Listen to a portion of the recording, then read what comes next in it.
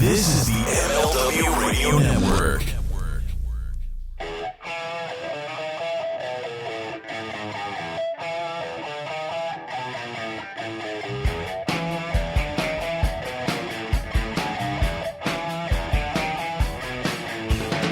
Welcome, everybody, to the Mind of the Meanie, your weekly peek into the world according to former WWE superstar and ECW original, the Blue Meanie. We'll cover wrestling, music, movies, sports, and lots of useless knowledge, all contained in the Mind of the Meanie.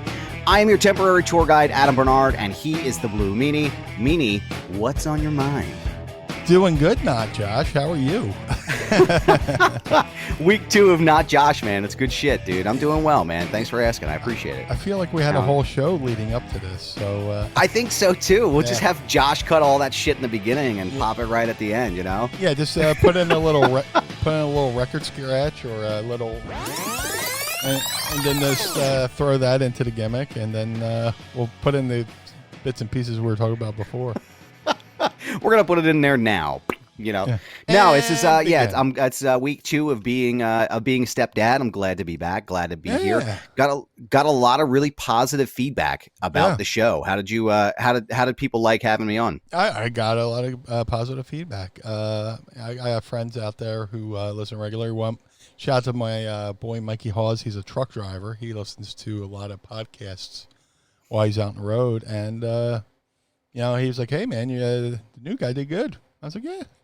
He's good. he'll do. Yeah, he'll do for right now. Yeah. I feel bad. Last time during Ask Meanie, I didn't have a can of seltzer to crack, so I had to start at the beginning of the show. Son of a This bitch. is some black cherry generic shit from the vending machine down the hall here at my apartment complex. So and I crack these bad boys open. I got the ugly Dr. Ugly, which is like basically their Dr. Pepper. So see, I got to get me one of them, man. Yeah, got to get me. 3, 2, 1. There she is. No, go birds. Sandman, that shit. That fucking hurt. I was just gonna say, I got underneath my nail a little bit. That's why it took me a second to. I trimmed my to nails. Get it. So.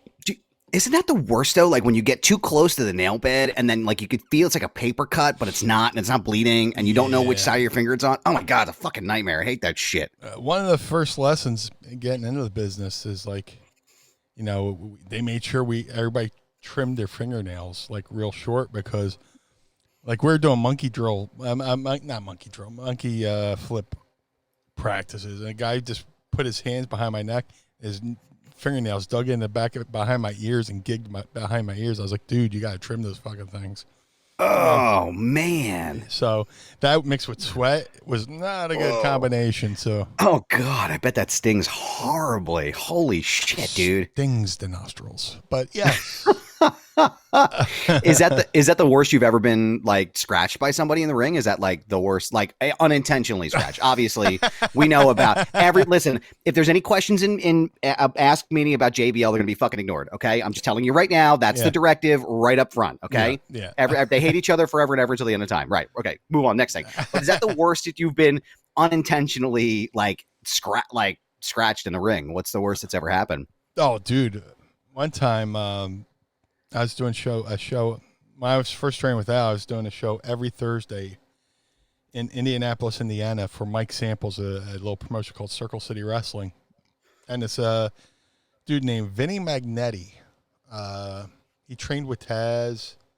Like him and Taz were in like the same class. He was in class with Big Dick Dudley, Taz, I think eventually Bubba Ray, but I hadn't met Bubba yet. But he came out to train with us at Al's for a little bit. He trained with Bobby Bold Eagle, and Bobby Bold Eagle shared the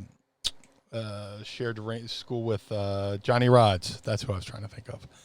So we were doing a show in Indiana, and Vinny was really good, and he actually had a match in ECW in Queens with Taz. He called himself the Shark Attack Kid. That was his gimmick. I don't know. Good worker, name. But we did this spot a million times, and fucking where like I wound up in the corner. He ran, put his hands on my legs, flipped forward up into a like a power bomb position, and then Frankensteinered me. So we would do that, and then like I would sell up to the other corner. You would go do a second time, and I would go sit out on the second one and power bomb him like a Tiger Driver.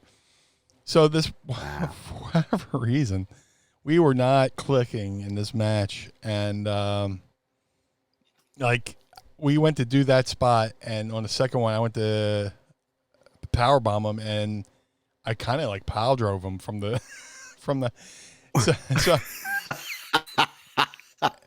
it was fucking scary. It was almost like it was almost like the Draws Dilo thing, but oh man, yeah. Oh no, that's not so funny. No. But, oh man. But the thing is, like, he's like, I'm all right.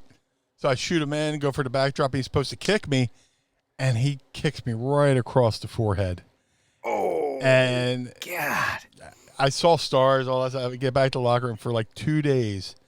I had the laces of his boots across my forehead. You can see the eyelets.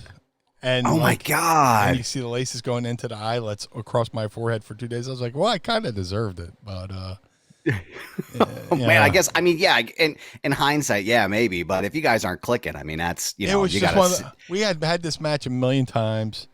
Like, Al would have us do, you know, practice match. I hate saying practice matches, but practice matches, you know, at the school. And then, like, we would do random shows for Dan Severn, Sabu, stuff like that. And we were just doing – we had worked this spot in before. And for whatever reason, that night we were just not on the same page. And it could have been worse. But, yeah, it was off top – no pun intended – off the top of my head, yeah, that was probably one of the first real injuries. Because, like, you know, you always get bumps and bruises and stuff like that, or – you know, ring padding separate. Like one time I took an arm drag, ring padding was separating. My elbow just went right off the plywood, and you know, this elbow just went and blew up. You know, but just little things like that. You know, later on, I would go in to have Cactus Jack break a toy pool table over my head, so that kind of sucked too. But so all right, so there's my first question, and then we'll go back to the other thing you said. So, exactly, like, what goes through your head at a moment? Because I've never wrestled, right? I'm just a guy who watches the shows and I enjoy the programming and occasionally bitch about it, right? What goes through your head at the moment you're getting fucking drilled in the top of your dome with a toy pool table? Like, what does that feel like? And what, like, do you like completely lose where you're at for a second? Like, are you where you concuss? Like, how does that? What happens? And then, I guess, because I always watch when I think about things like Goldberg, right? When Goldberg knocked himself out during the Undertaker match. And that was a really, really scary thing to watch. Like, there's nothing funny about that shit. Yeah. And, you know, everybody wants to rag on him. It's like, dude, he fucking knocked himself out cold. Like, this is a very serious injury, right? Yeah. So how do you, in the ring, Blue Meanie, like, keep yourself in a position where you can finish the match if you are, let's say, knocked out, or if Cactus Jack hits you with a fucking toy pool table? Like, what happens? Like, what's the game plan? Well, fortunately, it was a tag match. Oh, good. Well, that's good. This is my pre-Blue Meanie days, and I was Brian Rollins. And shout out to Norm Connors, one of the first guys who took a chance on me and started booking me, and is kind of the reason why I got noticed for ECW. But we were doing a show in Newcastle, Pennsylvania. There's a local wrestler named Ray the Crippler Roberts who was over like a motherfucker. He kind of a checkered past, did some time in prison. We both trained with Al, and after training, we go out to have some lunch, and he's asking me for directions. I go, "Hey man, go straight down here." And having done time in prison, he always goes, "I never go straight, man. I always go forward." You know, because in prison, going straight means you go legit, right? So right. So he was out throwing this match in his hometown, Newcastle, Pennsylvania. It was going to be him and Cactus Jack versus me and another student, Sickrick Matrix, who still wrestling to this day out in the Michigan area. And this match was like Cactus's first match back from the deathmatch tournament in Japan. And he, where he got severely burned, and all that stuff, and like you could smell it, still smell it. Like he had his arm wrapped up, and he kept having to change the dressing. But we're doing the tag match. It was a Newcastle street fight.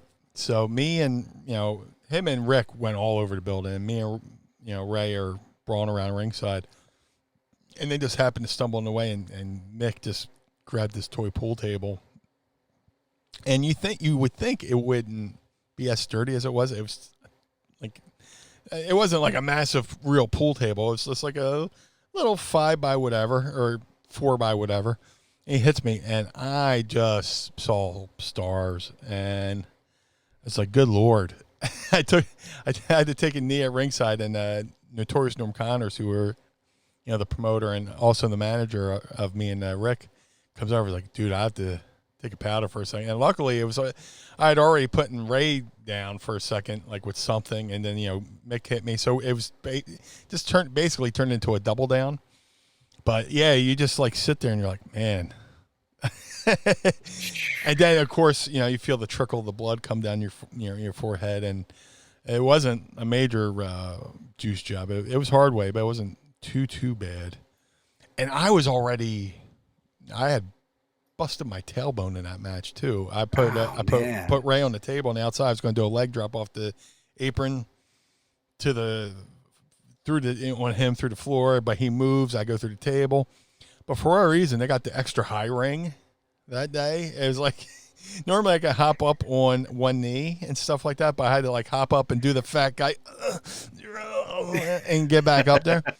So when he moved out of the way, I went through the table, and I hit the gym floor. My tailbone said, "Fuck you." And that was a fun ride home.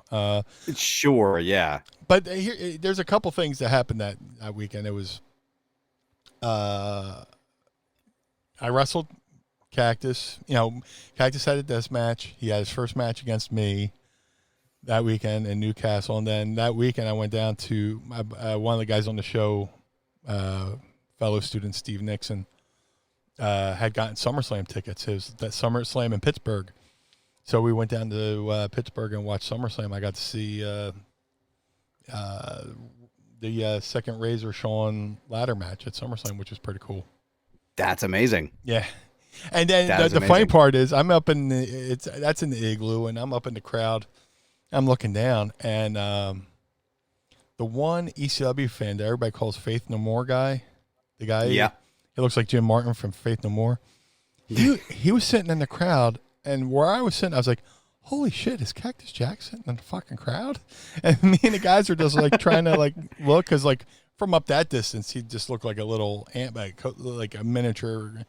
But eventually, I went home and watched the tape. It wasn't him, but yeah. So you basically just have to keep marching on at that point, like, but you weren't concussed during that event, right? I don't know. Wow. Back then, the word concussion, Well, yeah, I mean, it wasn't like it is now. Like, there's people, like I remember this one smartass on Twitter, and it's weird how somebody can say one thing to you and it just stays with you. And you're like, well, back then we didn't know anything that how severe concussions. And then one guy goes, "Gee, I didn't know. I don't know. Maybe taking a steel chair to the top of your head isn't a good thing, but I'm no doctor." It's like, block, fuck you. Yeah, shut the fuck up, you dork. Yeah, but seriously, go back to your mother's basement, you fucking prick. You fucking goober. You fucking are dirt sheet bullshit. Yeah, now you got me started, Meanie. Now you want to cut a promo? Let's pipe bomb this shit. You're from Philly, man. I love it. But like, seriously, back then gave it away. Yeah, seriously, back then you really didn't know. It's just, you got your bell rung. Yeah, everybody assumes because you got this hard shell around your brain that your brain's that they don't know. Back then it wasn't. Nobody really realized that your brain's bopping around in there like a BB. So yeah. But I could have been. There's a couple times crazy. where I think I could have been, and just there's one time I know idea. I was, but at the time I didn't know. But in hindsight, we were doing the show in Dayton, Ohio. It was me again, Rick Matrix, wrestling these two guys who did the brother gimmick, Rick Austin, and I'm blanking on his brother's name, but they did kind of like a sort of Sabu spot where, we were the heels. We powdered out, and Rick shot. Rick and Robbie Austin. That's what their names were. Rick, the bigger guy, shot Robbie off, and then Rick went to his knees, and Robbie jumped off his back to do a diving leg lariat over the top rope onto us, and his ass cheek hit me right in the forehead and drove my head right into the basketball floor. Oh, no. And the next thing I know, I'm in the locker room going, so when's our match? They're like, dude, you just had your match. And it's just like, oh, man. Yeah. I've watched the footage, but, you know. And that was like my first year in the business. Wow. Yeah. Jeez. I mean, I got to tell you, man, I love the armchair quarterbacks that just tell you, you know, or Mick Foley or any of these other guys who have like done the time, you know, major bones in the industry. It's like, oh, maybe you should have taken the chair shots in the head. Like fuck off. Like I am not in any position to explain to you this, you know, why I did what I did in the industry. Like, no, I'm not doing it. Well, so that would be like me going on the, you know, WebMD. Right. And reading my, you know, looking up my, you know, my symptoms. And I'm going to go to that doctor's office. I'm going to say, Doc, you need to give me this prescription of this, that, and the other thing. Why? Well, I read on WebMD that, you know, I got this thing. And he would just say, get the fuck out of my office. You know? Yeah, you know, it's funny in those drug commercials when they say, tell your doctor. Shouldn't your doctor tell you? I would imagine so. Yeah. I mean, you know, hey, Doc, if you don't know I got anal leakage from the last time, you should probably have it written down on my chart this time. I think it's probably. I have one doctor I stopped seeing because, like, anytime you went to him, everything was like an ear infection. Doc, I got Doc, I got this bullet hole in my chest. It's just an ear infection. It's like, can I see your partner instead of you next time? And maybe is there someone else I can speak to? I really need a second opinion on this fucking bleeding bullet wound. Yeah. I'm being over exaggerating, but it was to that point where there was one thing he did, and I was like, look, something going on, and he just totally kind of dismissed it as something less. And then I went and got a second opinion, and that's when I was like, I'm never going to see that guy again. And then, wow, the doctor I replaced him with has been my doctor for over 20 years now. So, you know, but like, I would never tell a doctor how to diagnose me, or if I have a legal situation, I wouldn't tell a lawyer how to sue somebody. You know, it's just, there's a reason why they went to school, and there's a reason why they have debt, because they actually went to school to learn this shit. You know. And I know the rules. I know we're not, you know, can be a hot button subject, but it like with my kids going back to school next week, like with the vaccines and stuff, like, you know, guys, I'm going to tag in with Josh here. Please. Yeah. Just get your shots, guys. Just do it. And but it's the same thing. It's like, why am I going to listen to somebody else when this is, you know, these guys have literally been studying this science for 20 years, and you want to go on Facebook and study this. Okay. Got it. All right. Speaking of going on Facebook and groups, yes, the Pod Squad is here. Yes. Hello, friends. Thank you for joining us tonight. As a typical stepdad, I called James Sorensen, #Sorensen level, the wrong fucking name in the chat box. So I apologize, pal. I want to make sure I called you out there. I am so happy to see everybody today. Hopefully everyone is having a good week so far. It is Wednesday, and Meanie, it is SummerSlam week. If that's a thing. Yeah. Unfortunately, this will be airing after SummerSlam, so we can't even do predictions because it'll be out after. But I guess I don't know, man. We would look really smart if they hit, though. That's what I'm saying. I mean, we could pretend like we're fortune readers. Like if we had that book from the sports almanac from Back to the Future 2, we'd be pretty fucking set right now. We could be like Biff from Back to the Future. That's my car, old man. Yeah. So, I mean, I'm not sure what I'm more excited for. You know, there's a lot to really be excited for wrestling wise now, but I guess going back to it, since we're here this week, what do you think is going to be the bigger pop? I mean, obviously we know CM Punk is landing somewhere. Sounds like it's going to be AEW. Hopefully. What do you think, and I'll talk about that in a second after you answer this question. What do you think is going to be the biggest pop of the weekend or the talk of Twitter? Well, obviously, if CM Punk comes out on that stage in Chicago for AEW. That'll be the highlight of the year. It's just don't fuck it up.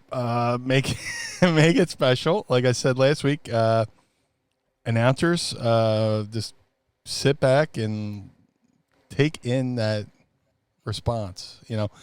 Just mute the mics, let him come out, and just stand there.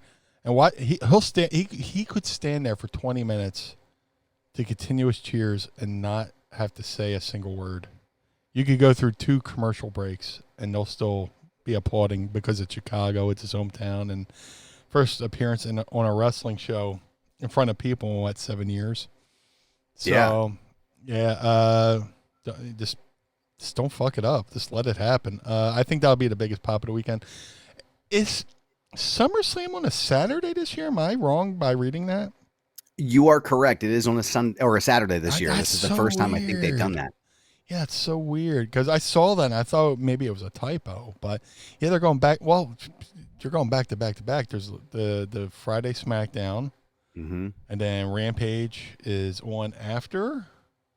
Yeah, so I have to correct myself too from last week because I thought that Rampage was actually a 2-hour show. It's a 1-hour show, and it comes on. I believe it's at 10 to 11. Someone correct me in the group chat.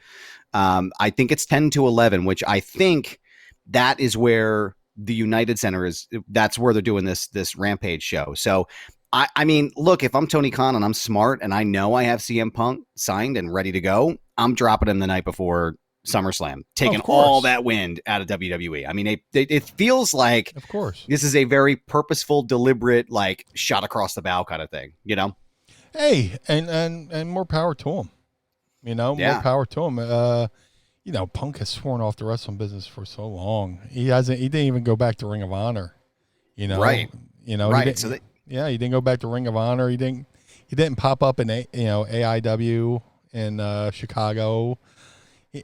He did like some mask thing where he ran in and gave somebody the GTS on one small show, but no, it wasn't really. I mean, it was CM Punk, but it wasn't really CM Punk, and it was so subtle. But CM Punk, Chicago, Cult of Personality hits. Just you don't have to do anything. You don't have to. That could be your cold open for the show. Just don't even. Yeah. No opening credits. No nothing. Come in from black. The lead commercial cuts out, goes to black. Slowly fade up. Cult of Personality. Just let it hit, yeah. Just let it happen, man. Don't tease it. Don't do this thing where a limo pulls up and a foot comes out. Is that CM Punk's foot?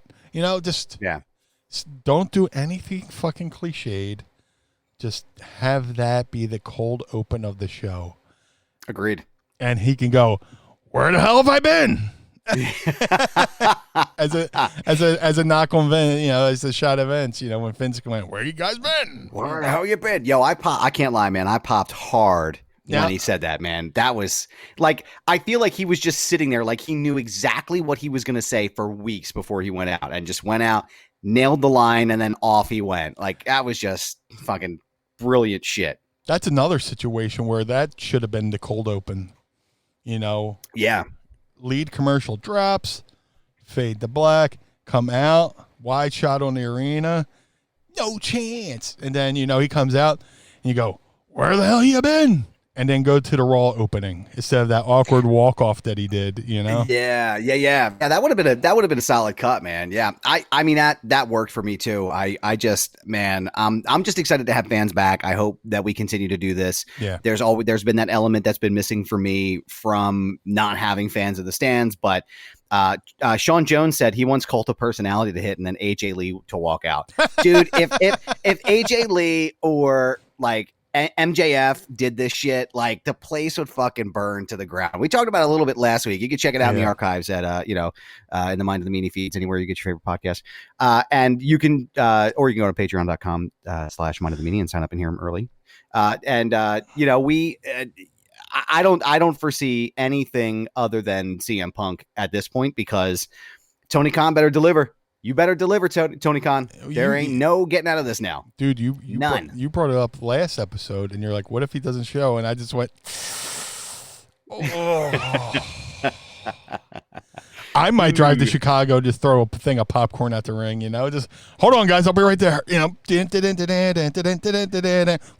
back to Philly. And it's back on my couch. We'll have to do a special episode for that, man, if he doesn't show, because that's going to be something we want to make sure we document. But I'm more excited, I think, for Icons of Wrestling to come back in Philly, September 18th. Yes. Very excited to see that. Diamond Dallas Page has announced he's going to be there. Rob Van Dam, Sabu. Very, very excited. Are you going to be there as a guest, or are you just going to show up? I will be a guest at the convention. Hell yeah, man. Yes, sir. Looking forward to that. Icons is a great convention. And it's just a good way to interact with the fans and say hello and, say hello to the blue guy. And to hopefully I've sent out a formal invitation to my boy Giovanni Hamilton, Philadelphia Eagles super fan. I'm not sure if you're familiar. I am. Yeah, I follow him on Twitter. Huge wrestling fan. So I said, hey, man, come be my guest. And I'll take him around and introduce him to all the boys. I love That's that awesome, kid. Man. I'm actually recording an episode of his podcast. The day this drops, that night, I'll be recording a special episode with Giovanni. We'll be talking about the Philadelphia Eagles season coming up. That's awesome, man. I love that kid. He's such everything. That kid before the age of 14's had over 20 surgeries, and he's just a ball of positivity. But I said, come on out to Icons. First, I didn't want to presume he could go. I reached out to his folks, and they're like, yes, you can ask him. So I was like, I asked him. I don't want to have any letdown or whatever. But Giovanni will be there, and it'll be a good time, man. I love that convention. Mainly because it's 5 minutes from my house, but it makes it so much easier. Just roll out of bed, throw your clothes on, and get in there. Dude, that's great. I did that show for MLW, and now every wrestling promotion that wants to reach out to me for bookings, I'm like, man, how do you be working 5 minutes from your house? If you want to follow Giovanni on Twitter, go ahead. You follow him. It's Gio, the podcaster. He is on Twitter. He's a great follow. He's a great kid. I love seeing all of his stories and all the great things he does, man. It's wonderful to see that stuff. And we rarely do guests on Mine and Me, but I had to have him on. Yeah, absolutely. Yeah. But great stuff, man. And what else is going on, man? Dude, just things are going good. I'm ramping up for the Eagles season coming up. I know we got a lot of listeners out there who are probably fans of other teams or don't know shit about football, but this, a little tidbit about my personal life. I'm looking forward to this Eagles season. I'm looking forward to seeing what this new coaching staff does. I know it's only preseason. I know it's only training camp, and once the they hit the live drills, they go live with the season, everything can change. But I'm looking forward to it. I'm looking forward to it. I as maybe 3 people know who listen to me, I live in Pittsburgh now. Shout out to 10th Ward Barbershop, by the way, who gave me this fine lid here. Great guys. Kane, what's going on? But I had to hear it from everybody about the Steelers beating the Eagles. I guess it was that last week or the week before in preseason football. Yeah, and I reminded them it was preseason. I was like, all right, guys, let's just chill the fuck out. You guys lost right before you went to the Super Bowl with an undefeated year, so there's that. Yeah. But I'm like, all right, guys, it's gonna be fine. Everything's gonna be good. But the Eagles hopefully will find a way not to let me down here. Well, here's the thing: I don't hate the Pittsburgh Steelers. Everybody people try to ramp up the interstate rivalry, which was more in the 70s with the Phillies and Pittsburgh Pirates. The Philadelphia. Right. That was more of a rivalry, but before they realigned everything and shit like that. But there's some teams people try to say I'm supposed to hate, and I don't really hate. And then there's teams I'm a diehard Eagles fan, but there's some teams I follow. I like the Buffalo Bills because that's a bold statement to make in Philadelphia, sir. Not really, because when you think about it, Buffalo is basically just like if you've ever been to Buffalo as a city is just like Philly, blue collar, busted knuckles, blue collar, take your work in the lunch pail kind of mentality and punch a clock, hardworking people. great ECW town. Not as good as Philly, but a great ECW town. Great wrestling town altogether.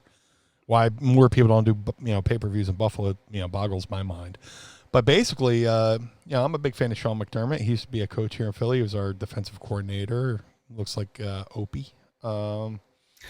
But he was a disciple of Jim Johnson, one of our greatest defensive coaches ever. So, I like Buffalo. I did Green Bay because Reggie White went there. I'm a huge Reggie White mark, But I'll cheer for another team as long as it doesn't directly affect the Eagles. So, Travis is talking all kinds of shit right now in the chat box, saying that Meanie loves the Cowboys. Does he get a permanent ban now from the Pod Squad? Yeah, he can go fuck his own ass. Fucking Cowboys. He can eat your entire ass. Yeah, in the words of Wolfgang Van Halen, sir, you can eat my entire ass. Oh man! Right. Well, we were going to talk about eating ass, but this show will be dated if we talk about the Ric Flair thing. Yeah, too much. Yeah. But, right after I do this, hold on. This is a new one I added to the board. Listen. That's a fresh one I added to the board. So that's all your Taco Bell farts, right? Oh, dude! If I every morning, like there's a moment where I was like trying to fart on air, and it was just the same fucking squeaker. So I said to Josh once, I was like, dude, my best ones are like as soon as I get up in the morning for my morning piss, those are the best ones. He's like, you got to run into your room and start your Roadcaster and just fart. So I got like 7 farts that I need to edit down. Like there's 7 farts, but you hear my little feet. You hear me hit record. You hear my feet go pitter patter, fart, pitter patter, pitter patter. Stop the button. Hold on. Let's hear it. Yeah, play one.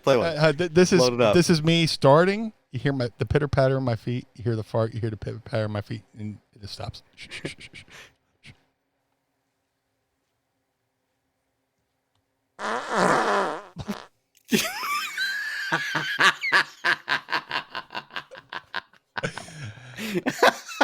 I got like 7 more of those. Hold on, let me see. Oh my God. I think I could play them. Let me see. Dude, the worst are the ones in the morning where you're like just you're sitting down and you're like, oh, it's like 5 o'clock in the morning. I'm getting ready to go to the gym. Like, don't want to make any noise, and it just sounds like you farted on top of a fucking Coliseum. The way it echoes through the whole goddamn house. Sound like Dizzy Gillespie. Here, let me see. That was fart number 5 stereo mix. Let me see what number 4 sounds like. Hold on. Shh. That's the name of the episode.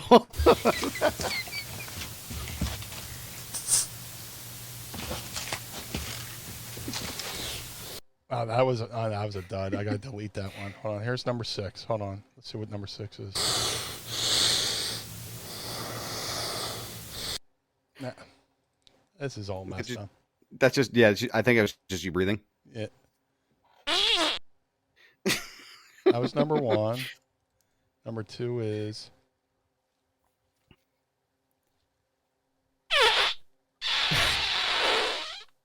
Yeah. Dude, what the fuck? It's like I'm farting through a good and plenty box. That's so specific.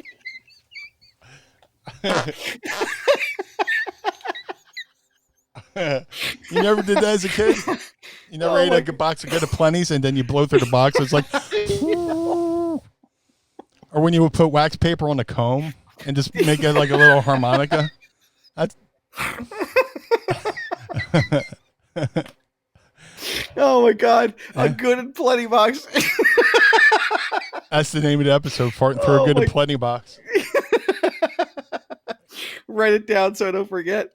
I was going to say, I sent Josh a message that was like fart number 5 stereo mix. I was like, that should be the name of this episode, but farting in a good and plenty box is way better. Yeah. Dude. I don't know if I told the story. I stopped a concert with a fart once. Are you kidding? Yeah. Shit, this is going to be the whole episode. It's just going to be farts, dude. Oh my God. It's so good. I'll give the Cliff Notes version. There's a band out now called Steel Panther, right? And their singer, Satchel, and Mike Starr. Well, the singer's Mike Starr, Satchel's the guitar player. The real name's Ralph and whatever. And they were in a Van Halen tribute band called the Atomic Punks. So I used to go see them all the time because Ralph sounds just like David Lee Roth. And, Oh, wow. And Satchel played Eddie like Eddie. You know, or as close as you get. You know, Eddie's the man. But I was like, this is why I was skinny blue boy meanie. And I was on like high protein diet, stuff like that.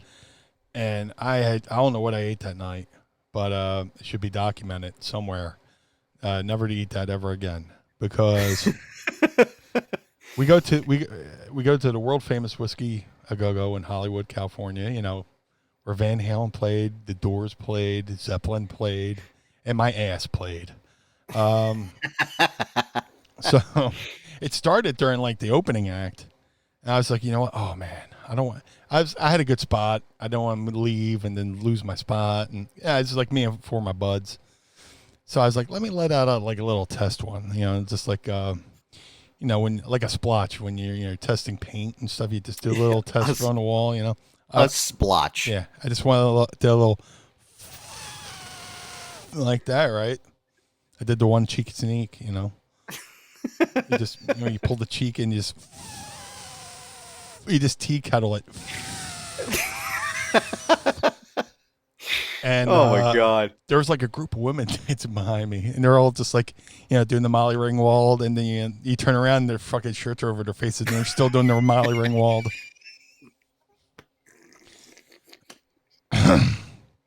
Oh my God, dude. So I was like, oh man, yeah, that's bad. And right before I did, I looked at my friends, and I went, don't sell. And this went. So, and it was just like, it was the worst thing I could have done, not just for the smell, just because it brought friends. It was just like, oh my it's like God. it's like I invited a vampire into my house. Oh, come on in. Oh, by the way, I got friends. Oh my God. So I'm just like every couple minutes. So, and it got to the point where somebody 80 feet across the club at the bar yelled, "Please stop farting!" And I was just like, Monroe. So I don't know how that band didn't stop playing. Oh my God, the opener. They probably couldn't smell it on if the smoke machines. Maybe it diffused your essence. Could have been, man. Could have been. Essence of Meanie. You should have bottled that and sold it as a cologne. The essence of Meanie. It'd be a good prank to put in somebody's fresh air vents of their car if you hate them, you know. It'll just never leave. It's just always there forever and ever until the end of time. I know people used to hate people. Like if there's somebody hated, they would go to the store and get gefilte fish. And you just pour that in the fresh air vents of the car, and then the next day when they go to turn on the heater and just like blast it in their face with fish, you know. Just, but the Atomic Punks come on, and they're playing. And I've just felt I got the ultimate of like bubble guts. It was just like, oh no, my stomach was like, and it's like, you know, like a cauldron, you know. Yeah, dude. So the singer's coming my way, and I'm just like, oh no, and and the way he came at me and the heat riz, it was just like, it was like the perfect storm. It was like God. I was Clooney, he was Wahlberg. It was the perfect storm. And no lie, he went, ho, ho, whoa, whoa, stop. And the band stops fucking playing, right? He goes, oh my God, somebody in the crowd just shit their pants. And every hand in the world famous Whiskey A Go Go pointed at me. And all I did, you know, that, you know, when you're not sure and you text somebody, the little hands up like, and he just went, and when they went back in the song, which ironically was, You Really Got Me. So I'm not even making that up. I wish I was making that up. But. God, dude, that is, it's, I believe you 110%. I wish that my colon had the strength and tenacity of an eighth of what you're able to produce, sir. It's legendary. Oh, I destroyed a car. What I've heard. I destroyed my best friend's car, which you could watch on Meanie Toons on youtube.com/mindandthemeanie. So, the episode Highway to Smell, but yes. I have to actually watch. Usually what happens is I eat sushi and I have like the worst fucking gas. I have to watch it now because I guess, wait, is this going to work? I was going to lead into a sound effect, but I guess it didn't work. This. I got that too. I have news that I'm actually dropping here for the first time on Mind of the Meanie or anywhere. Or as we do.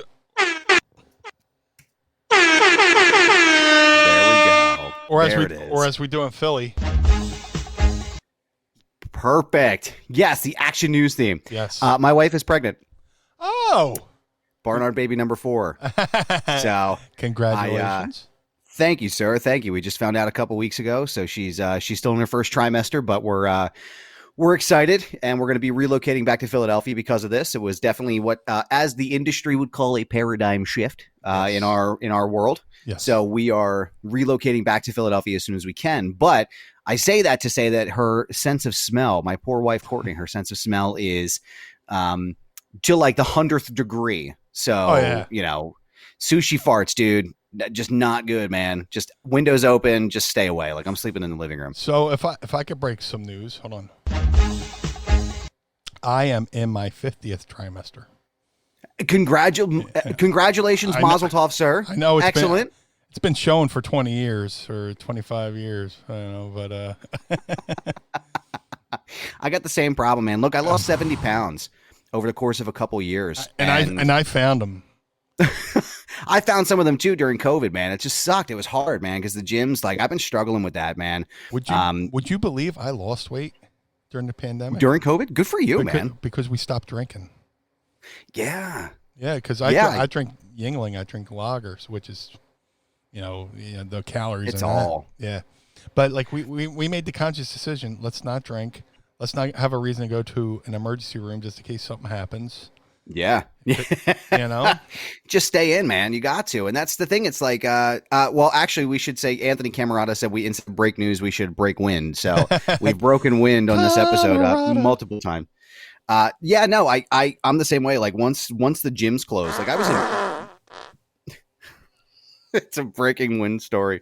No, I mean, once I like had really committed to the gym and going, I'd lost and gotten in really good shape, and just like the mental games that happened after that, like having anxiety about going back to the gym and, like being out in public it's still really tough for me. I have anxiety every day. So yeah, and that's what I live with. And it's really difficult because I don't want to be like that, but it's just who I am. So, the idea of being around people who, don't take this as serious, maybe not take this as seriously as I do, or may not be taking the vaccine. The struggle is real. Yeah. Not only do you have to go out and be worried about the pandemic, you have to worry about the people who don't believe in the pandemic. Right. Yeah. So, and I'm not being preachy. I'm just talking. No, we're not trying to go down that road. We're just talking about the realities of the world. Yeah. I mean, it just is. Yeah. Yeah. Arnold Schwarzenegger wrote a really good piece, and I won't quote it, verbatim, but he said, if your house catches on fire, you're going to call the fire department. You're not going to go on YouTube and look into how to put it out.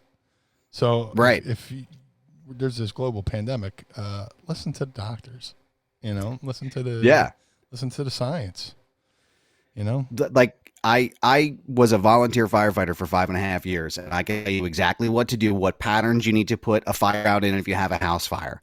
But if you're asking me questions about science, listen to the scientists. Like I'm not going to talk about it. I'm going to tell you exactly what they said, and I'm going to follow the science the whole time. But I mean, it's like mental health is something that I talk about often on Foundation Radio. And we are very big proponents of that. And it's just like, at a certain point, it just was like, what, if I gain weight, I gain weight. If I lose my muscle mass, I can lose it. I'll get it back. I need to take care of myself and my family. And that's the way we have to do it.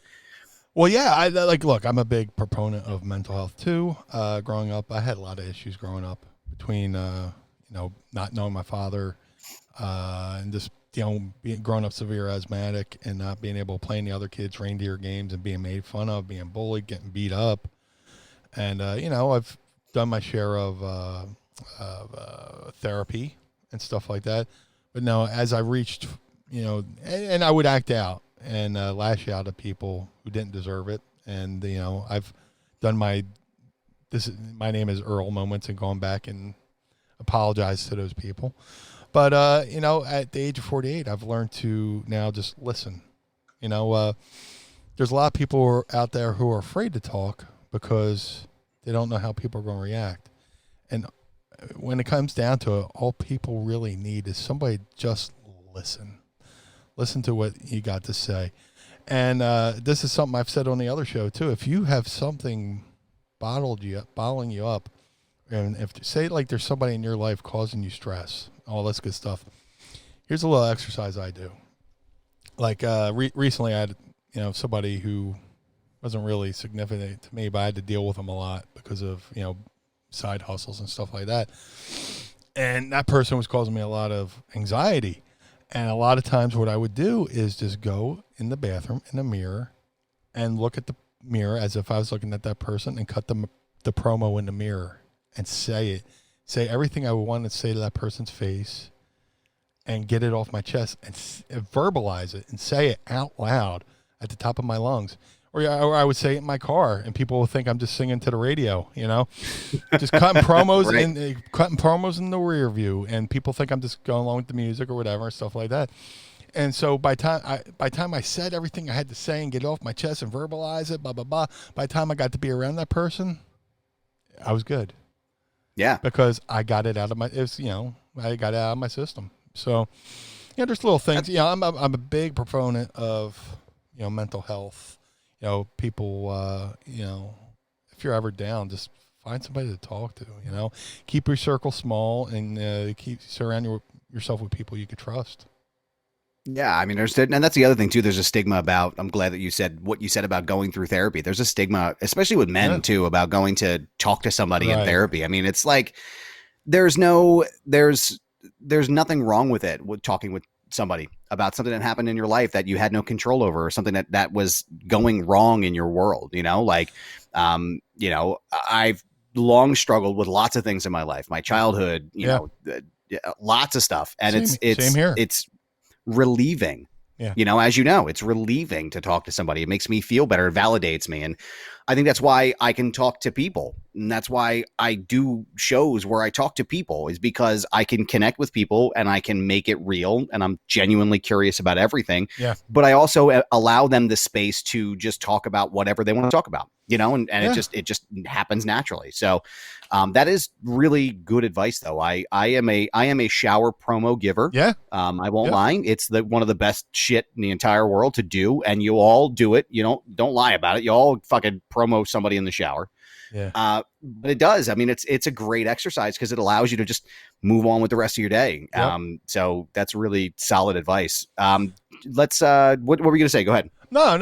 It's just, the bravest thing, I'll put a little bow on this. The bravest thing anybody could ever do is admit you need help, because I'm sure there's plenty of people out there who would be willing to help you if you ask for it.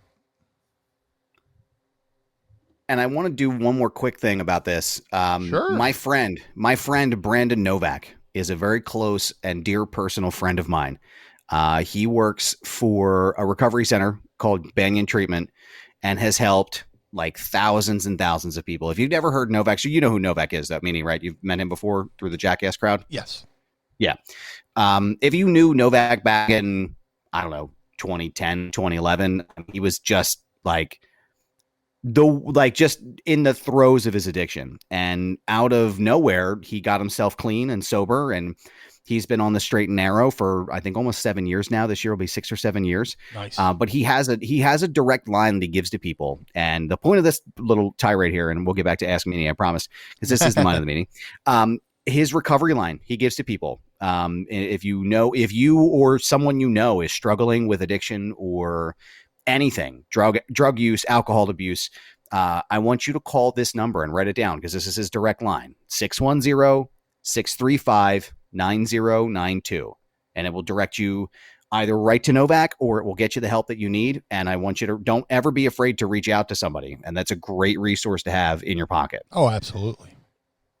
Speaking of resources here, the Pod Squad's been on fire. tonight, and I love you guys. Travis, I am not going to acknowledge any more comments except for the congratulations because of that shitbird comment you made about the Cowboys.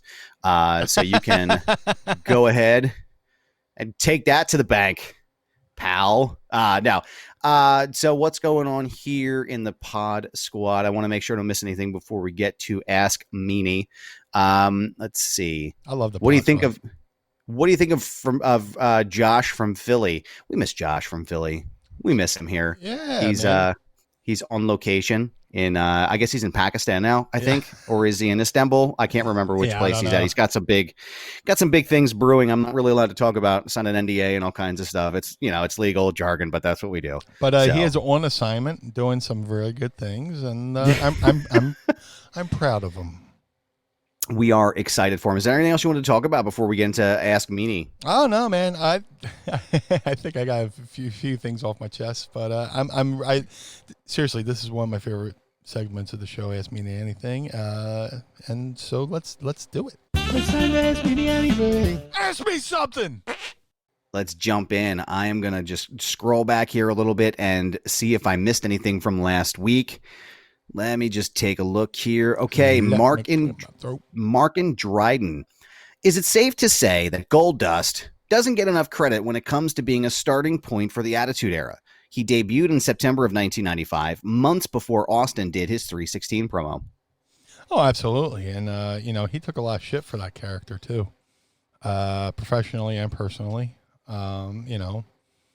But he took a gimmick that, if somebody else had done it, I don't think it would have worked as well as Dustin did.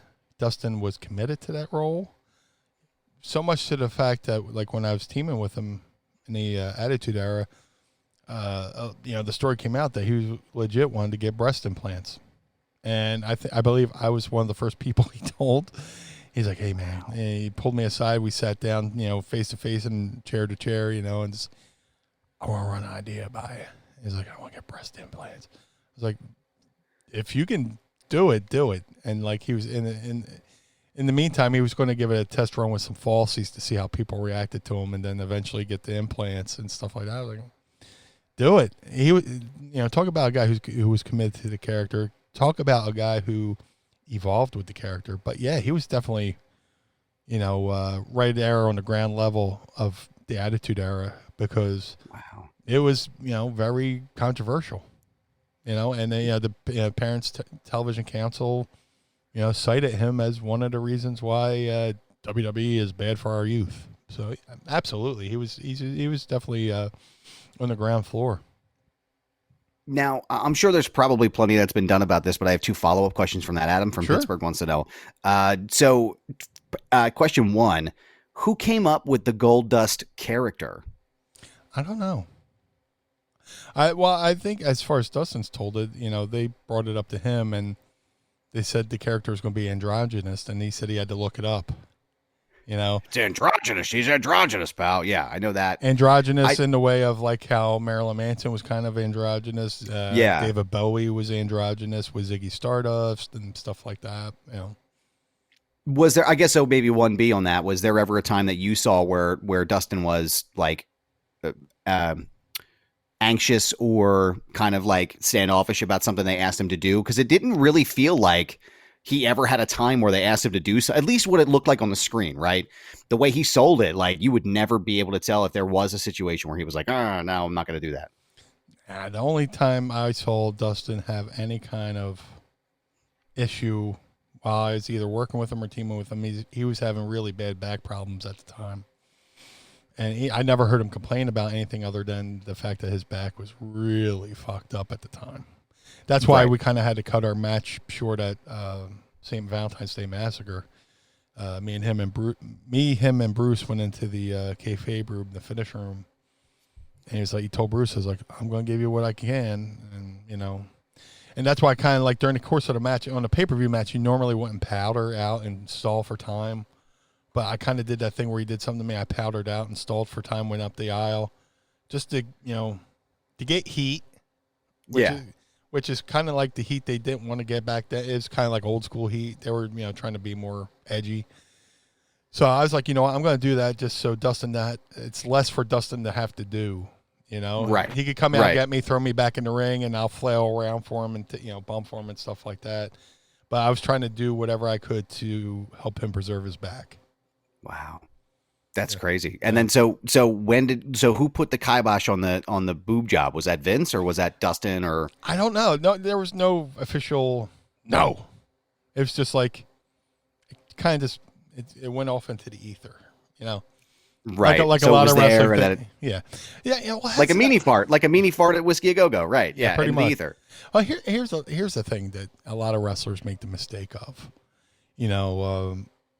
Somebody will suggest, we're thinking about doing this with you.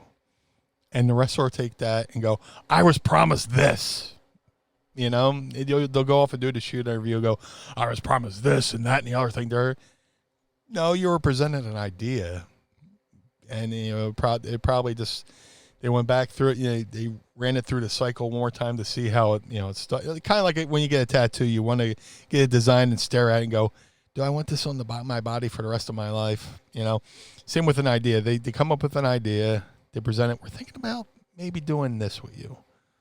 And then, they go back to the kayfabe room or the writer's room and they go, you know what? Maybe that doesn't work. We won't do that. And then they never bother to go back to the wrestler. Oh, we're not going to do this with you now. And then the wrestler, goes, they promised me so much. And, that's how it is in wrestling. Just ideas, And so when it came to the Goldust boob job, he Just an idea. It was an idea. He offered to do it. And then they were like, oh yeah, we'll think about it. And then something probably came up and out into the ether. Speaking of tattoos, I wanted to circle back on something that happened on Twitter. I said that we were talking about Prism. Was it last week or maybe a couple weeks ago? Yeah. So listen, I'm going to put it out there now. I'm going to lower the total on this one. If I get to 2,000 followers on my Twitter account at This Is Goober by the end of the year, which is totally reasonable, I will get the Prism logo tattooed somewhere on my body with the exception of my neck and my face because I need my day job, guys. Yes. I can't do that. Anywhere on my body that Blue Meanie selects, I will get the Prism logo tattooed on my body. Dude, you said you're getting the Prism tattoo, and I just got so jealous. I was like, oh my God. Why haven't I gotten that tattoo? Right. It's a Philly staple, man. And that's why I said, I was like, shit, if I can get the 2K. So let's work together and get Adam to 2K. And I promise you, I will live stream that tattoo. Jeffrey Mitchell, yo Meanie. What up, Jeff? The Fandemic crew wants to know if you'll come join them for a Phillies game at Citizens Bank Park sometime. Eventually. My shoot schedule's a little crazy right now. Yeah. But yeah, it kills me that I haven't been to any events other than we went to Guns N' Roses, which was like a unplanned gimmick, which kind of worked out, and oh shit. Yeah, let's do it. But like, as far as like, it kills me I haven't been to any Phillies games or Jeffrey Mitchell's a part of a group called the Sons of Ben, who brought Major League Soccer to the city of Philadelphia with the Philadelphia Union. Nice. They were a fan base that just didn't have a team yet. So it bums me I haven't been down to a Union. If you go to a Union game in Philly, you have to go with the Sons of Ben.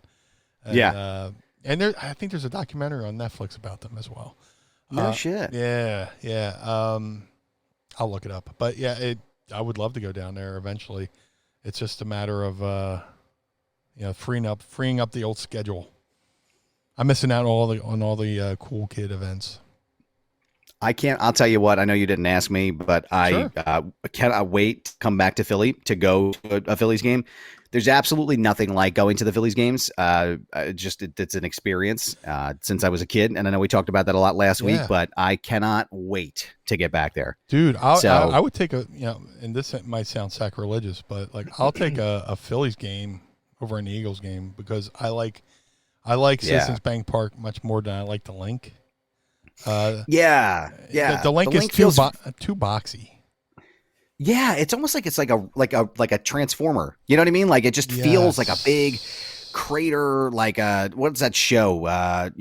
Guts back on Nickelodeon back in the day, like the ag rock, whatever they call it. That's what it feels like to me. Whereas like Citizens Bank Park feels like in a lot of ways, in some aspects, a throwback to some of the old. Did you get that feeling as you come up the stairs or the ramp and you look out and you can see everything? You're like, holy shit, I'm at the ballpark. You know, and with Citizens Bank Park, you can just walk around the ballpark.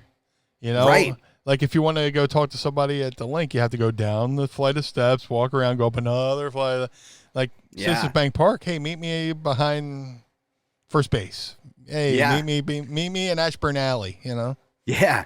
And there's two places that you should always go to when you're at the park. Chickies and Pete's. Yes. And Federal Donuts. There is no excuse. Yeah. Absolutely no They excuse. just opened up one on South Street I've been wanting to go to. Federal Donuts? Yeah. Yeah, it's my favorite place in the city. Every time I'm home, I stop there. When I was there last year for my birthday, when I worked in the city, that was the only thing I wanted was something from Federal Donuts. It's Shout incredible. out to Chef Mike, man. He came to Philly during the pandemic, and I was still a little skittish about going out. And he went down to Federal Donuts. So he's a professional chef. So if a professional chef is going into Philly for Federal Donuts, you know they're good donuts. Yeah. So if you haven't had the experience, and I think they're on an ordering site. I gotta get the name of it. I'll look it up while you're doing your next question. But I think you they gotta. ship. What's that? I think they might ship.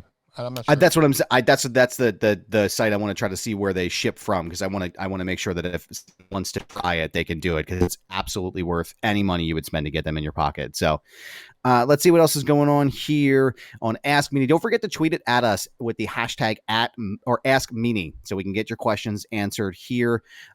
Sean Jones asked, A Bales 8 asked, Meanie, what are your top 3 current video games? Oh, of course. Well, Retromania, which came out from the fine folks at Retrosoft Studios. I have this beautiful Retromania gaming cabinet from iArcade in the DeMeanie Studios here in Casa DeMeanie. So, yeah, that's my number 1 game right now. And if you're going to get, and I'm not being paid to say this, but if you're going to go into buying an arcade unit for your house, iArcade is amazing. They got plenty of retro games. Besides, Retromania, they got Mat Mania, from the 80s arcade game. They had the sequel Mania Challenge, Tag Team Wrestling, Double Dragon, all that stuff. So, and now they're doing this little beta test where you can turn your iArcade into a jukebox, where you can Bluetooth Bluetooth from your phone to your iArcade, and it acts like as a jukebox. So it's pretty cool. Wow. Yeah. Wow. That's awesome. But my other two, I'm a loyalist. I'm not playing Retromania Pro Wrestling. I'm playing MLB The Show, where I strictly play Road to the Show, because you could go through a game in maybe 2 minutes, 3 minutes, 4 minutes. And I like to put myself in the game with my high school mullet and stuff like that. And of course I play Madden football, which I think they're tricking me into buying the latest one just because I want this Eagles roster. So there is one video game that I play because my oldest son James monopolizes it all the time. It's DC Comics versus Mortal Kombat on Xbox 360. Love that game. Very cool. Love it. Very cool. I got Retro. I'm terrible at it, but no, I'm terrible at most games. You know what? Yeah. You know what? I'm a very good video game watcher. There you go. And that's just as important sometimes, Meanie. Just as important. Mrs. Meanie will play video games, and I'll be like, "Hey, can you shoot that person for me?" Shoot that motherfucker right there. That one. That's the one. Yeah. Yeah. So, yeah, that's always a blast. I watch her play video games like I watch people. Well, I'm watching a movie. I'm just like, oh, here comes the zombies. Mm-hmm. That's funny. To go back also, I found that while you were answering the video game question, you can order Federal Donuts from goldbelly.com. We are not being paid for this plug, no, but we believe in these donuts enough where I'm sharing this with you. Go do that, spend the extra couple bucks and get the fancy selection of donuts. I mean, it's going to be life-changing for you, I promise. Just go and try them. Look, I'm a fat guy, and if a fat guy tells you to get something, consider that like a good stock tip. Like if a professional person who deals with stock says, buy this stock, you go and buy it. So buy some Federal Donuts. Absolutely. Let's see what else is going on here on Ask Meanie. Mark and Dryden has another question. Nice. Who do you think will be the first bigger name AEW wrestler to go to WWE?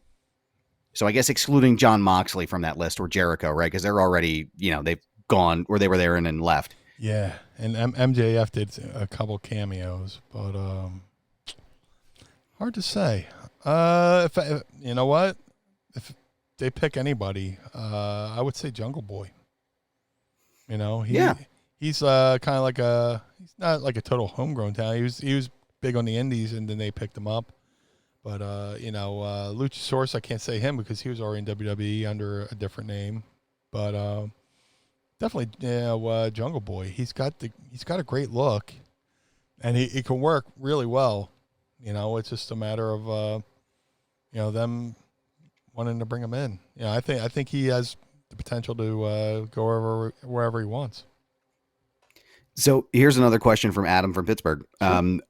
Do you think that Kenny Omega in any world ends up at any time in WWE? And do you think he wins the world title? I can't say no, because look at all the, people that were supposedly WWE hated and had heat with, and they brought him in. The day they brought in Eric Bischoff, that just meant anybody was game to come back at some point. Hall and Nash and Hogan came back, and even though the locker room didn't want him, but if they can make money, Vince's bottom line is, will it make money? And if if they bring him in, it will make money. Yeah, absolutely. I feel like in some ways Kenny Omega is a lot like AJ Styles, right? AJ Styles comes into the companies, the stalwart, he holds out, and then he wins the big prize. I mean, there is potentially money in that. I just don't know when that's going to happen. And I'm sure it'll be before he retires, because that is like the last scion for him, right? Well, that's even the AJ, last big achievement. Yeah, even AJ says he doesn't regret not going to WWE. He's glad he took the path he did, because if he had just went to WWE, it might not have worked out. But he went and he established himself around the world to the point where WWE wanted him and came to him. He didn't go to them. You know what I'm saying? Right. So that's the idea that's the ideal situation, make a name for yourself to the point where WWE is like, well, this guy. And another thing WWE is all about, what creates buzz? Oh, it's got good buzz. So we got to hop on that thing. Like that's, when, the whole thing with me and JBL happened, I went on a tirade and just, rightfully so, and just wrote blog after blog after blog and interview after interview, just talking about it. And then somebody told me, they were saying in the office, man, this has some buzz behind it. So, but like as Nova had told me, they were thinking about bringing me back anyway, because they wanted to have a thing for Stevie to go from Velocity to SmackDown, and SmackDown colors are blue and white, BWO's colors blue and white, and like a short run thing. So that kind of just pushed it to the front burner. So. One final question here before we wrap up. Anthony Camerata is asking, what are your thoughts on the NXT UK Walter versus Ilja Dragunov match from last year, and thoughts on the upcoming rematch, which may have already happened because this question was tweeted when we recorded last week, but what are your thoughts? I am sad to say I haven't seen that match. So, unfortunately, I have not seen that match, but I have the cock, I have the peacock, and I can go back in time and watch that, and I'll come back and I'll give some feedback. Well, we appreciate all of your feedback from last week's episode and this week. Today is my last show, at least for now. Josh Chernoff will be returning next week. I am excited to actually meet you in person for the first time. Yeah. Hopefully before Icons of Wrestling, but I will be back in the Philly area at some point coming up in the near future. I just saw that Bubba Ray Dudley is going to be at Icons of Wrestling, and I'll tell you right now, guys. Anyone who knows me knows that I'm the biggest fucking Dudley Boys mark in the history of anything. There is not a moment where I will not pop hard for a Dudley Boys anything. Like and I'm like, I might give him, if anybody out there is a Community fan and you've seen the episode of Community where Troy Barnes meets LeVar Burton and he's going, He's just like stoic. That might be me if I get in front of that Bubba Ray was Dudley. But that was me meeting Eddie Van Halen. I believe it. You just like, you have those moments where you're like, holy shit, what do I do? I just babbled like a baby and just kept saying, I love you, man. I love you, man. I gave him a big hug, you know. That's a really big deal, though, man. I mean, that's like some really big shit. Like, that's considering I bullshitted my way into it. I don't know if I told this on here before, but you know, huge Van Halen fan. Everybody knows that. This is during the Gary Cherone days, which I liked. Get Over It. To me, it's always been about Eddie. They had that one song that was a banger. It was a certified fucking banger. Without You. But, yes. Yeah. That song slaps, bangs, and fucks, guys. Get over it if you don't like it. Get over it if you don't like it. Yeah, but dude, I really like that album. It was like it was very experimental. To me, that album had like a Peter Gabriel vibe to it. But yeah. But I had missed them in Philly at the Spectrum because I was wrestling in Pittsburgh that weekend. So I was like, I got to see this tour. In the meantime, ECW had ECW Extreme Music coming out. And the company that was helped putting it out, Concrete Marketing, you know, I was friendly with a lot of guys there. And I was like, hey, man, got connections with Van Halen? You know, I'm going up there and I'm buying the ticket anyway. I'm getting in. But do you have any connections? And my one buddy, whose name I won't mention because I don't want to get me heat in case anybody hears this, you know, 22 years later, he goes, go to the box office. Yeah. Here's a secret too, before I get to that. If you ever want good concert tickets, go to the box office the day of the show around 2:00. That's when bands release the rest of the tickets they're not giving away as comps. So you can get like fifth row for like maybe $30. So whoa, seriously, that's like yeah. Because a lot of times I get comps for tickets and people are like, let me know before tomorrow so we can release them. But if you want good tickets for a concert, show up to the box office around 2:00 and just hang out. Be like, hey, did the band release any tickets today? And they'll, you know, walkie-talkie. Not yet. Check back in an hour. You know, blah blah blah. So my buddy tells me go to the box office, say you have 2 tickets from, and he gives me a name which I forget. And I went up to Montage Mountain. I forget where that's, Scranton maybe. Yeah. And I go, hey. Hi, I'm Brian. 2 tickets. I'm on so-and-so's list. And do you have an ID? Yeah, here you go. You know? And they look, there's nothing here. Let me radio back. They radio back, you know. Bam, 2 tickets, 2 backstage passes. I was like, oh. Whoa. I went, thank you very much. You got to not sell it. You got to just keep it all in. No sell. I Peter Griffined away from the fucking window, back into the bush. You know, well, that's Homer into the bushes, by, you know, slowly. You know. And this is when they had Kenny Wayne Shepherd open up for him, and I was like, oh wow, I want to really see Kenny. I was like, the meet and greet's probably all right. So I ran back. I got in line. I was the last person in the fucking line. Wow. At that point, I think a couple more people came. So I get in line and moving up, and they give you this. They take a photo with back then it was Instamatic, you know, the disposable cameras. Yeah, and it had the Van Halen stripes on it. Said Van Halen 3, and they take your photo. They give you the camera, which I still have, which is pretty cool. That's awesome. So I went up there with a date at the time, and you know, the rest of the band must have felt like shit because I just went right for Eddie. I was like, no, nobody else. Just want to talk to Eddie. Yep, everybody other way. I went up to Ed and just slid in and put my arm around him like, you know, me and him were at a movie. And I was like, hey, you know, they were having problems. I was just, you know, leaning in. I was like, hey, man, thank you for everything you've done, man. I had a really hard life. You know, you kept me sane, all this, that, you know. He's like, oh, no, yeah, thank you, man. You know, blah, blah, blah. You know, they take the photo. Cheese, click. I go, I love you, man. I love you. Yeah. Bring it in, Eddie. And I give him a big fucking hug. And, you know, I guess a couple more people came in because I was doing like doing the wrestler leaving an indie show where you make sure you shake hands before you leave the room. I went up to Michael and like, oh, thank you. I go up to Alex. Oh, thank you. And by the time I got to Gary, they're like, all right, you got to get out of here. And I was like, oh, shit. And I tipped out, and then I watched the rest of Kenny Wayne Shepherd's set.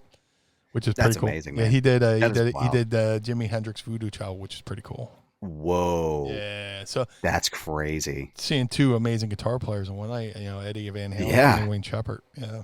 Jesus, man.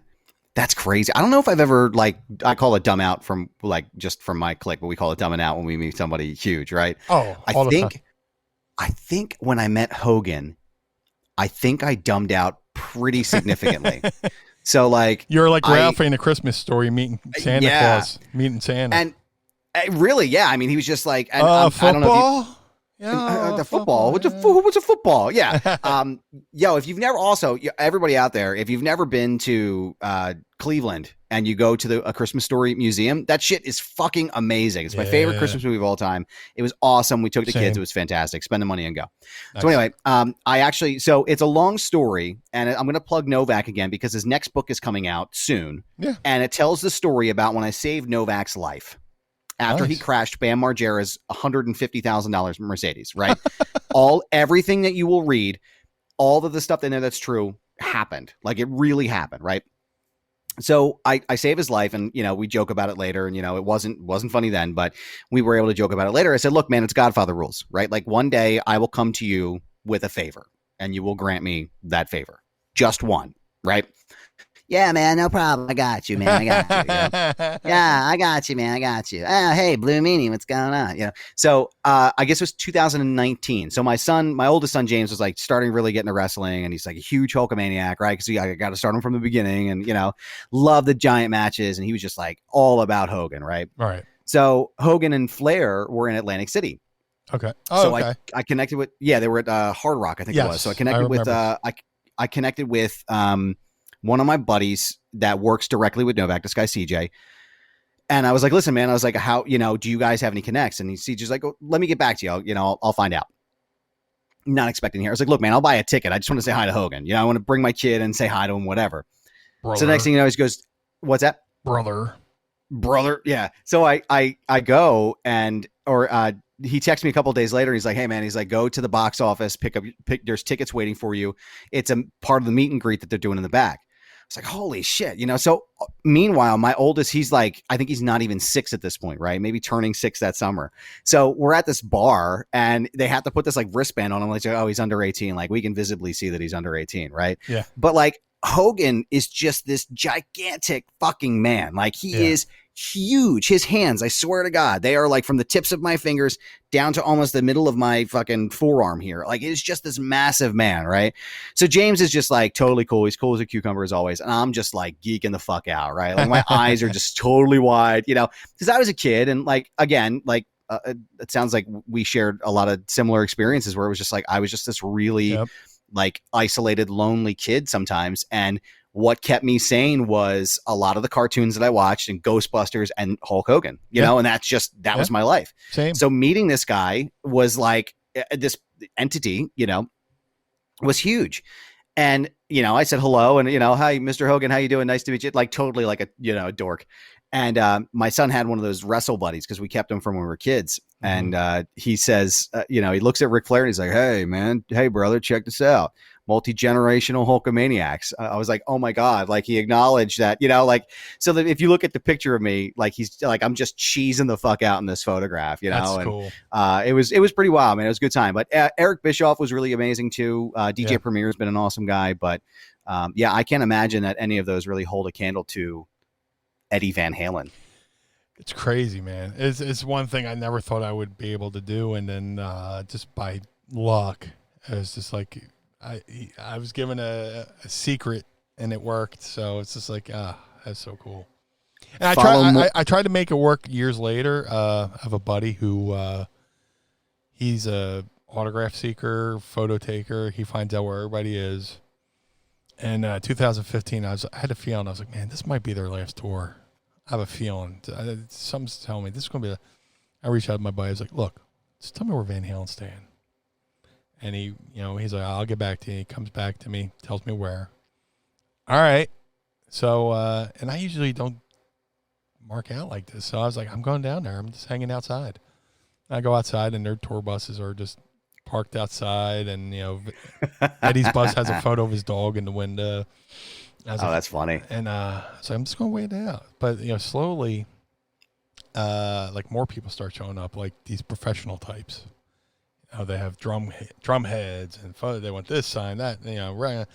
I just want a photo, man. I just want a handshake, Yeah. So we were down there for a good, 4 hours, right? And then a line, crowd forms. They had to put out fucking, the things like they put at the fucking bank to form a line, so, the guests can leave and, not be in there, tell people where to stand the fuck back. So you could tell the band's about to start leaving and fucking Wolfie walks out. So I was just like, there's a little bit of fuss or whatever going on. And I just casually walk around the fucking rope. Mrs. Meanie, I gave her my phone. I casually walk around. Hey, Wolf, quick photo? He goes, oh, yeah. And we just look and snap. So I was like, at least I got Eddie. I mean, I got Wolfie. Yeah. And then Eddie comes out and goes, sorry, guys, I'm running late. And we're like, but, saw him in person. And then once he leaves, it kind of dissipates a little bit. But then Alex Van Halen, his security guy comes out and goes, all right, folks, here's the rules. Line up against the wall. He will sign one item with my marker. If anybody does anything you're not supposed to do, I'm shutting it down, right? So he made it a point that like Alex is going to sign with a black marker because in the world of autographs, if somebody signs with a blue marker, it's worth more money. Interesting. The worst marker you could get something signed with is a green marker. Like that devalues it somehow. I don't know why. Interesting. But me, I always have a blue Sharpie on me anyway because you never know. But like the guy, stands there. I got this marker. He's going to sign it. And I was like, fuck, I think it's fun. I was like, oh, shit. Because I had a feeling if this went long, we could go right from there to the venue. So I had my ticket with me. And I had Alex sign my ticket, which I wanted a photo, but, I didn't want to shut the whole thing down for everybody else, too. So I didn't want to be that guy. Right. But I want a photo. All right. Can you take a picture with me, please? Thank you. Yeah. But that's funny, man. There's ways to meet people. You just got to learn how to work the angles. And growing up in Atlantic City, I met so many people just on instinct. If there's a Tyson fight in town, I knew where to go. Yep. And if you want to come and meet the Blue Meanie and a bunch of really other amazing people, you'll come to the Icons of Wrestling event in Philadelphia. It's at the 2300 Arena, September 18th from 10 a.m. to 4 p.m. There's also a lot of great wrestling that's going to go on afterwards. I have never seen Rob Van Dam wrestle in person. I was not allowed to go to the ECW events as a teenager, so I am excited to see RVD wrestle for the first time. But I'm also excited to meet you in person and actually meet Josh in person, too. I don't think I've ever met him other than through this COVID world, so I'm really hyped about that. Meanie, where can everybody find you and the show and Josh on social? Oh, the pressure.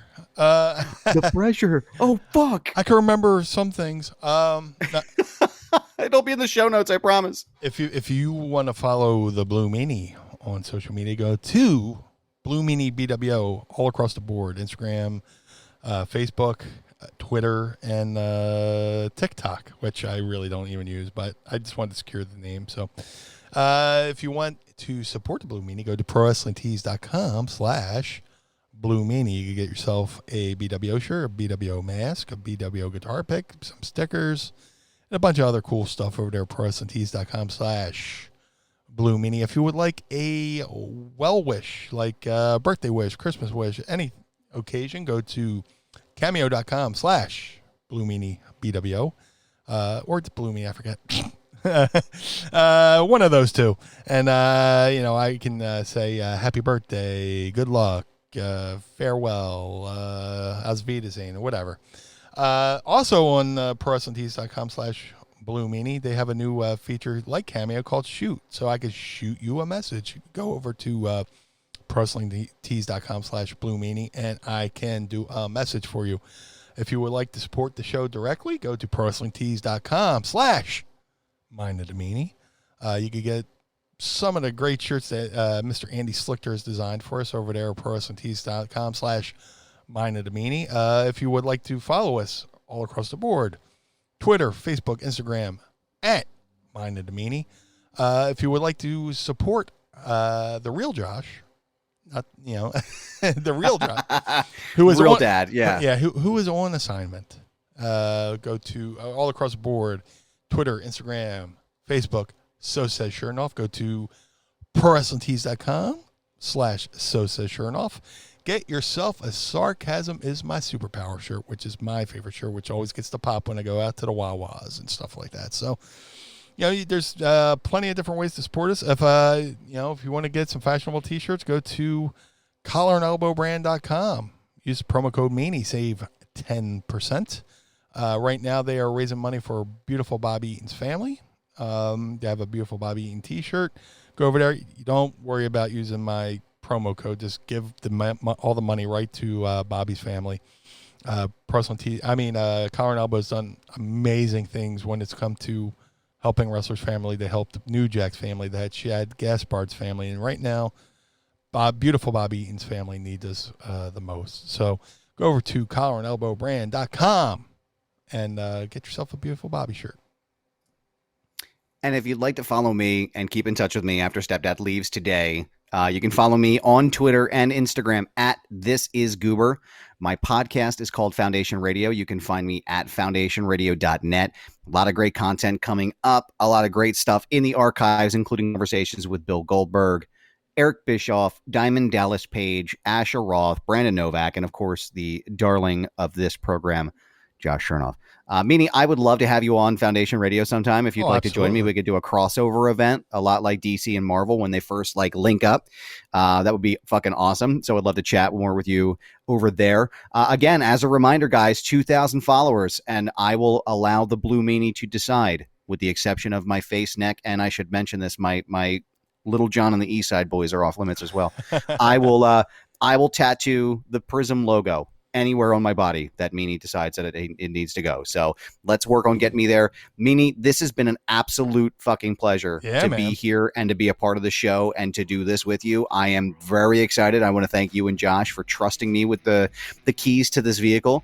And I feel like we've knocked it out of the park 2 nights in a row. And I'm very excited to come back again. Hey, I just got to say thank you.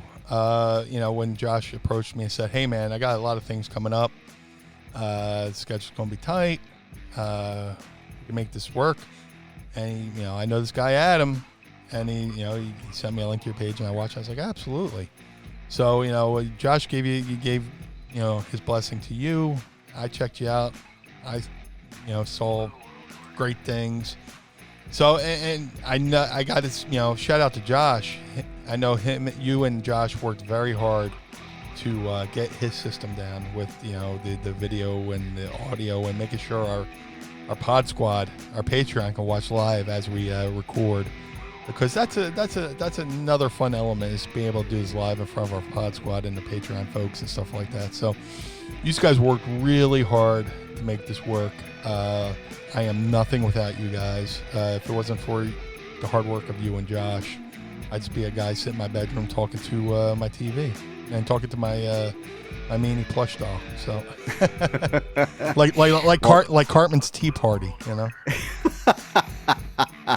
Well, we are glad you are not in Cartman's Tea Party. Meanie, thank you so much. And again, for the Blue Meanie and Josh Chernoff, my name is Adam Barnard, and I am thankful to be here with you again. Hopefully we'll see you again soon. I would love to come on and do our Trios show, and looking forward to coming back again soon when Josh is on assignment. Sorry to Al Snow, leaving you in the break room again. Yeah, we left him in the green room again, man. I don't know what happened. It just sucks. I promise. I hope you like the catering. Don't eat the veal. I repeat, don't eat the veal. I'm very concerned about you. But you can have some federal donuts. You can have some federal donuts. Had some federal donuts, please. Yeah, please. All right, y'all. We'll see you again next week. For Josh and Meanie, I'll see you again next week. I'll see you over at Foundation Radio. Peace. Blue World Order. The world of MLW radio never stops.